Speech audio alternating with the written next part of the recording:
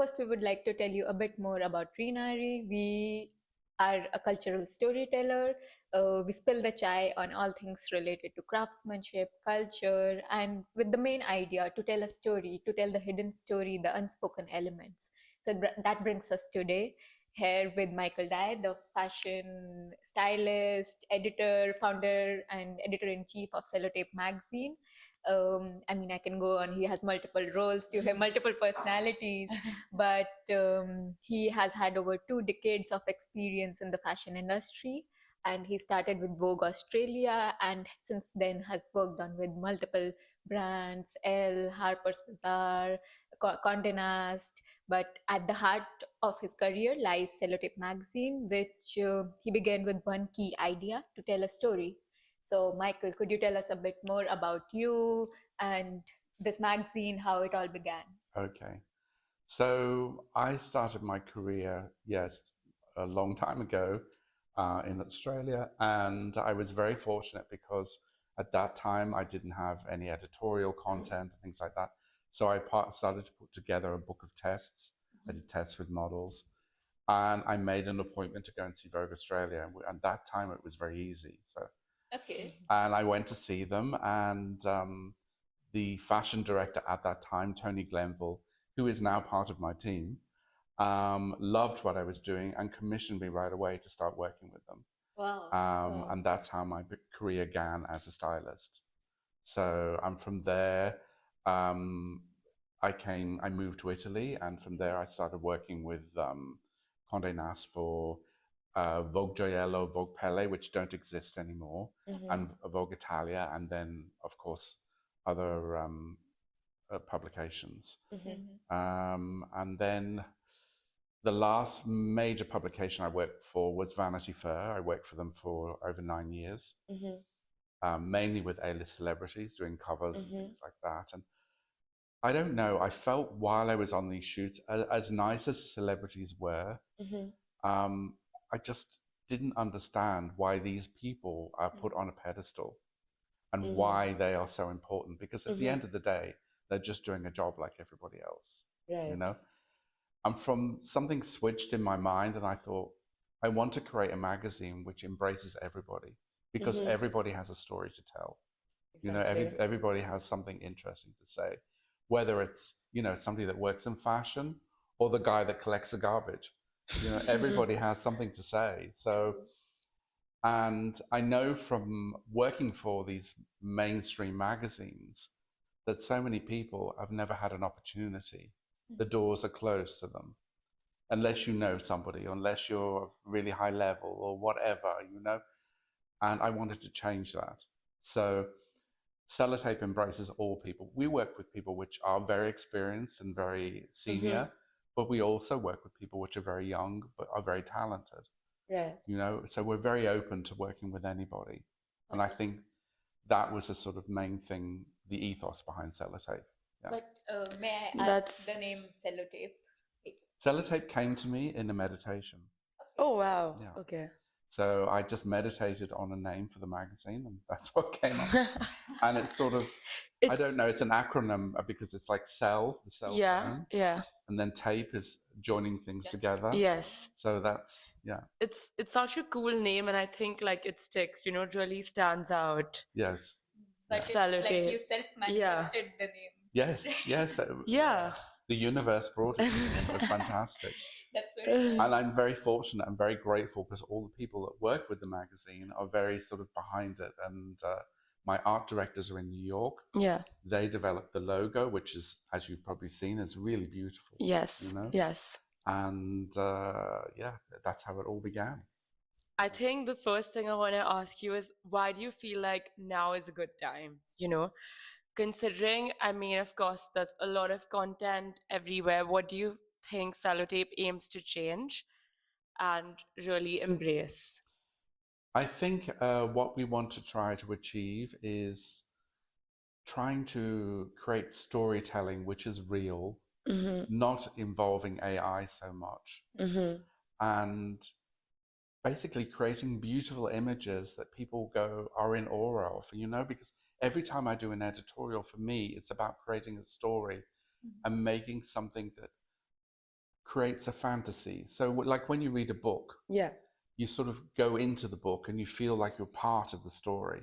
that's So true. when we create an editorial, that's what I'm trying to get across to people. You know, it's like you're looking at these beautiful images, which are, in essence, are pieces of art. You know, and that's what I try to do. It's like you want the people to be the protagonist Yes, of the story. exactly. Yes, yes. But what kind of story do you want to tell through this magazine?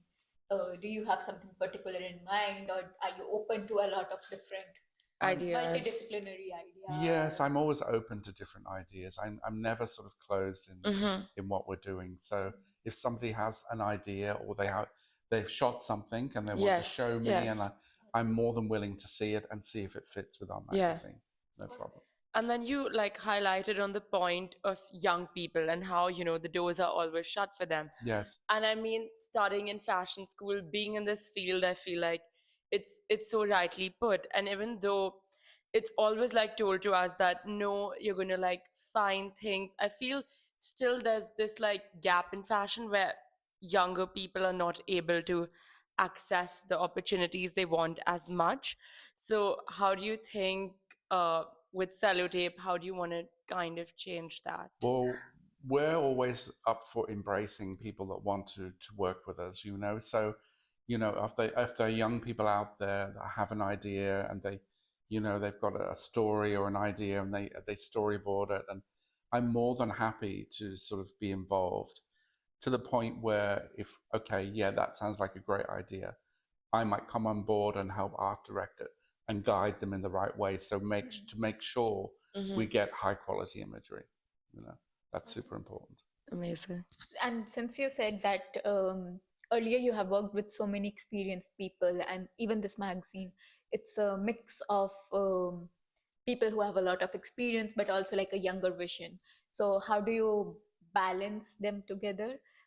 What do you aim that the people who are experienced, they learn from the emerging talent, and then the emerging talents, the younger brands, they learn from the experience, like this interpersonal exchange, how important it is for you. That is super important, and that's why we have a demographic on the team of older people and younger people, because of course the older people bring their knowledge, but also they're also learning from the younger people. So you know, we're all here on this planet to learn. So it's about integrating in the right way. True. And on that note, I also want to ask you, as a consumer, when we consume media, I feel, of course, a lot of it is advertised and sponsored. So, how do you really find those new talents and designers as someone that's going through maybe a digital or a print magazine? How do I identify that? Well, for me personally, I'm always, you know, receiving links from press offices, which are smaller press offices that represent smaller brands or smaller designers. And then people also bring to attention brands that I don't know or haven't heard of. So, and if I like them, I definitely incorporate them in our shoot and give them a chance to express themselves. We also do a lot of features on young designers. We've been doing that lately a lot in London. So, you know, people which don't have a large following, but to give them sort of a base where we do what we call flash features. Okay. So we feature somebody for a month within the website and then put it on stories. So it's all about, you know, helping people. Yeah. Yeah. No, that's exactly why we also started Rinari, to tell these stories, to get it more out there so it can reach more people. And how important do you think is organic growth? Because now a lot of the followers are bought. You don't really know what's real, what's not. And how important do you think it is to have that authentic and organic following? It's totally important. You know, we have not a large following. We're growing every day, but all of our followers are real. And our engagement is through the roof. I mean, we have around 250,000 views every 30 days, which is pretty amazing for 5,800 followers. I think we're sitting at the moment. So I think it's important to be authentic. And there is so much smoke and mirrors out there now. And, you know, brands see through that. I mean, you're able to dig deep and find out what's real and what's not. You know, so I think authenticity is paramount. And how did you kind of get this engagement and reach for someone that's trying to grow their audience organically? Through word of mouth and people which have been on the team. You know, we always have different shoots going on with models and makeup artists, and they follow us, then they tell other people. It's like anything. If you have something good, then through word of mouth, it starts to spread. That's true. Yeah. But since we are talking about authenticity, and you said about how there is content, but identifying this authenticity. So how do you make sure that, like, just some tips and tricks of, you know, you have so many views, so many engagement, but what do you do with your magazine or with just your vision in general to have so much engagement with your content? So do you have some tips for the audience? Tips, I think it's about, you know, really when we receive comments, we always respond to the comments. That's super important, as we well know. And also to keep the engagement flowing. So we'll always have something going on. We have a new editorial that goes up every 2 weeks on our grid. I mean, as you can imagine, to produce an editorial is a lot of work.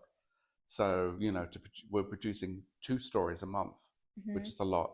So, but in between, we have a lot of pieces which we put on the website and stories. So we're always interacting with people, and that's super important.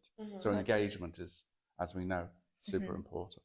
And previously you mentioned about how you have given so many publishings to, you know, young talents.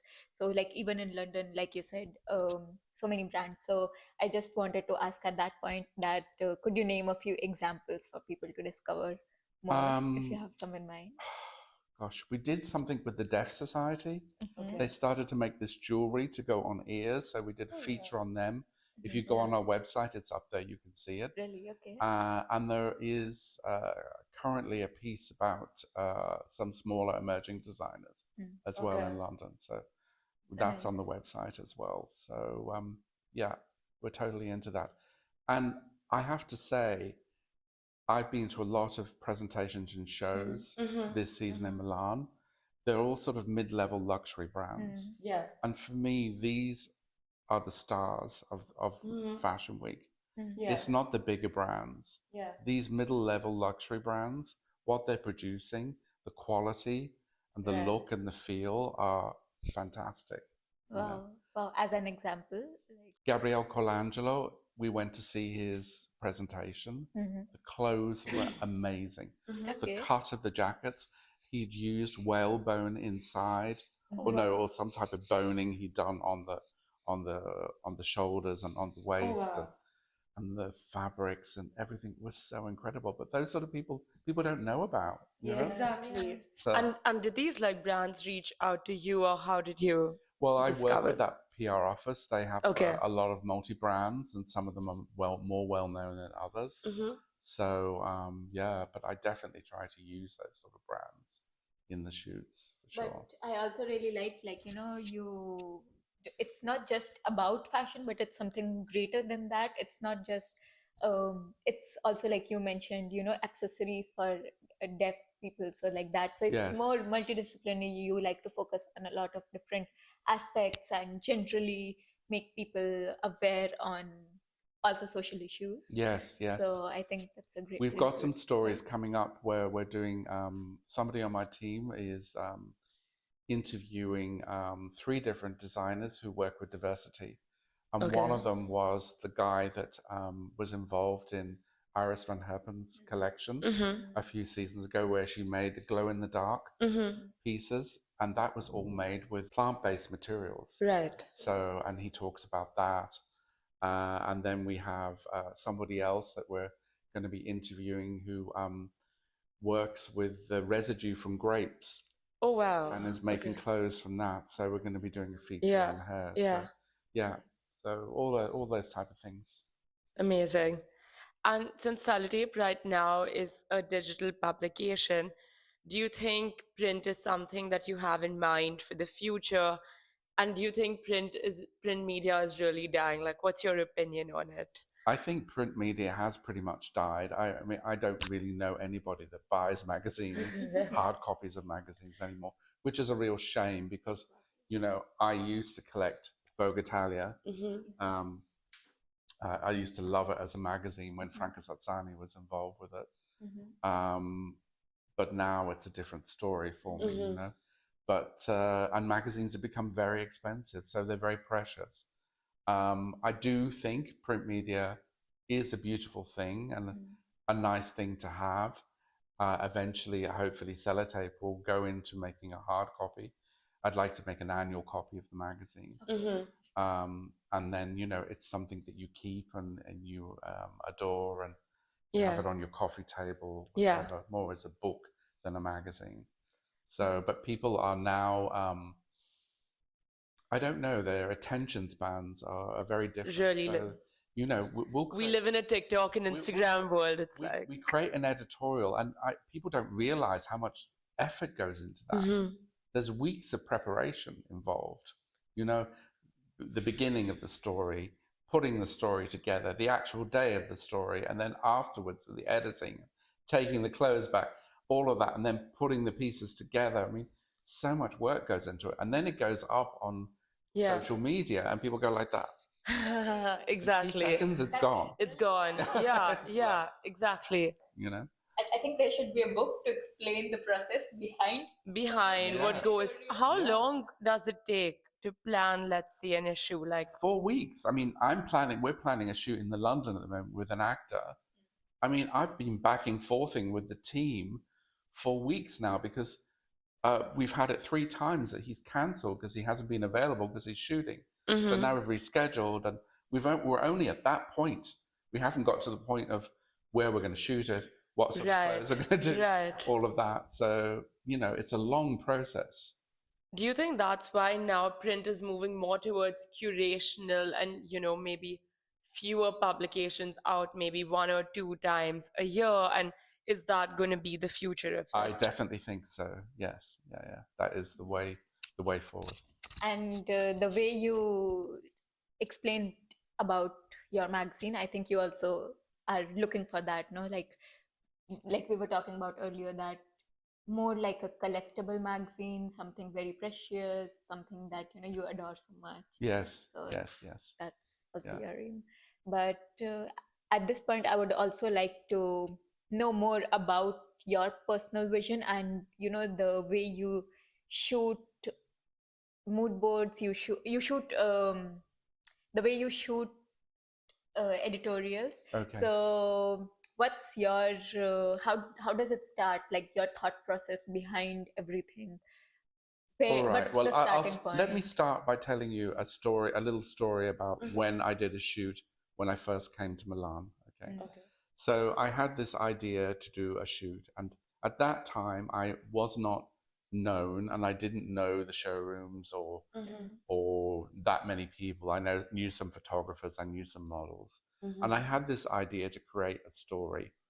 And I'm a great admirer of the photographer Paolo Roversi, and I really like his style and how he shoots, and I wanted to create a story based on that. So I managed to get the models together, photographer, and I shot it in the autumn. And at that time, the only way I could get clothes was from a store in Milan that basically catered to transsexuals and drag queens. Okay. Oh my God. And they have beautiful gowns and dresses. Yeah. So I borrowed like 8 dresses from them and some shoes.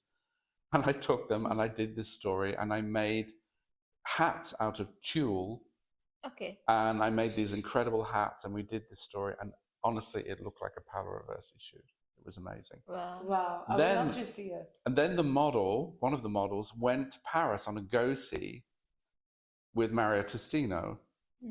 And she showed her book to him, and he stopped at this story. He said, "Who styled this? I love this story." And then she told him, because she was a friend of mine. And he requested for me to come to Paris to meet him. So I went to Paris, and he was shooting American Vogue that day. And when I arrived, I was very nervous.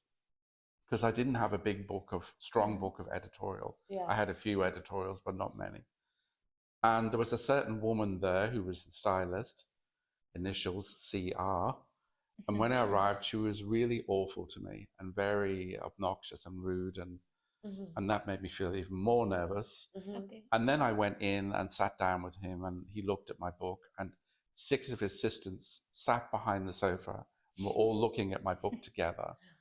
And he loved my book and said, I'm working on a project at the moment. I'm really busy, Michael, but contact me in about 3 months.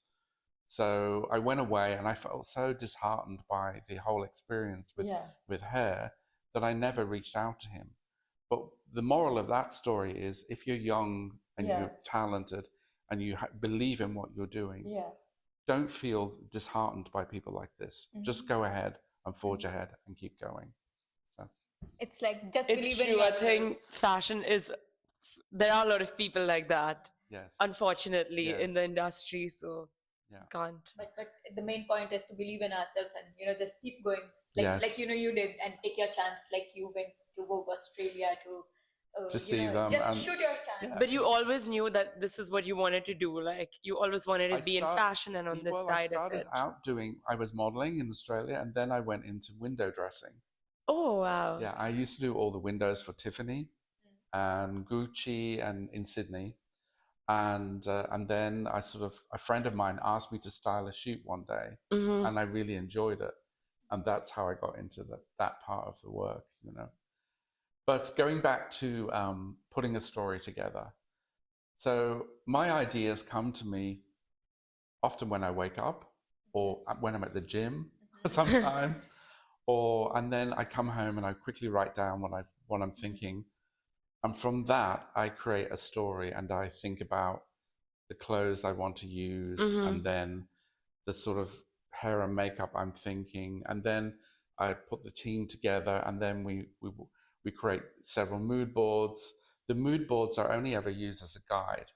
It never really how it turns out in the end. Right. But you have some sort of guide.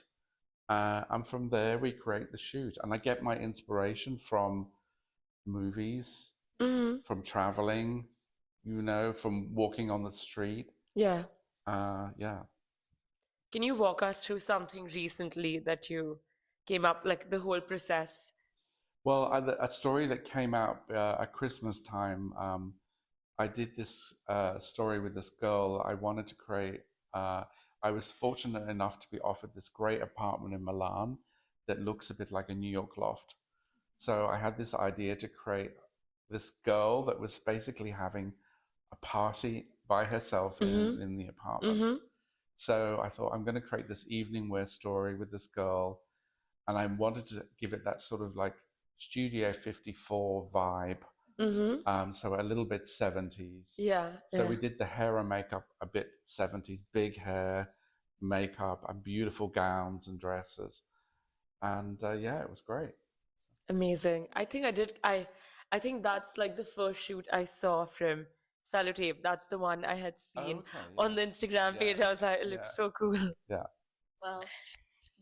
But also about, since this was the fashion week, and I think, just as a closing statement, I would love to know how your vision aligned with this fashion week, or do you think nowadays brands are really able to tell the story that they want to tell through these fashion shows? Because, you know, it's also like a storytelling of their collection. So do you think it's being communicated now clearly, or is it more like a production of just, you know, garments and put out there? Yes. Well, I would say probably when I first started my career in Milan, I would go to the shows and I would take inspiration from the collections, because a lot of the collections would be a little bit similar, or they'd have a theme.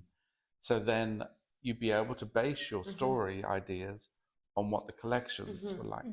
But now it's a big mishmash. It's like, you know, you really don't know what you're going to get. If you look at the collections, they're all so diverse and different. So it's very confusing, I guess, you know? So rather than taking inspiration from collections, I basically make stories in my head and then find brands that match with what I'm trying to do. That makes sense. And I mean, there are so many brands out there, and everyone going to fashion school, at least doing design, wants to start a new brand. But like, what advice do you have for people that want to get another brand into the world? It's very, very tough now, I think. I think the fashion market is saturated with people that want to work in fashion. Yeah. So you have to have a really good business head. You know, you have to be a little bit sort of forward thinking and a little bit savvy and not afraid to voice your opinion. Right. You know, you have to be a pretty strong person. Yeah. And the problem with a lot of great creative people is they're not good in expressing themselves or promoting themselves. Yes. It's a really big problem. So if you run into that problem, you need to have somebody on your team, your partner, that is good at that, so you can work as a duo to get you out there. This just gives me like a story that I remember. I was working with this fashion designer in India, and like she was working with these artisans from like the south of India, and she basically wanted to promote the textiles and fabrics. But as you said, they're super creative people. So I feel like the business aspect inside of things were missing. So sometimes it's like obsessing over one detail, but you're delaying like your website by 3-4 months, and it's like it's not going live. And so that's a common issue. But you know, you should always believe in your dream, and if you really believe in what you're doing and your heart is telling you that you should do it, you should do it and push yourself. Just think outside the box, and really you have to be brave, you know. I mean, we're put on this planet to be brave, and we're tested. So you know, you have to be, you know, you can't move forward unless you sort of get out of your comfort zone. Basically. Very rightly put. I think I'll remember these words, and you know, whenever I feel like I want to express something, I'll express it more boldly. Yeah. Now, Yes. so Yeah. No. yes. No, I'm always telling Avni that as well. But thank you so much. It's been a pleasure speaking to you. And it was such a fresh take and opinion. And I'm sure everyone listening to this would love to check out the magazine and go through everything. And we'll be back with the next one. See you soon. Thank you. Thank you so much. Ciao.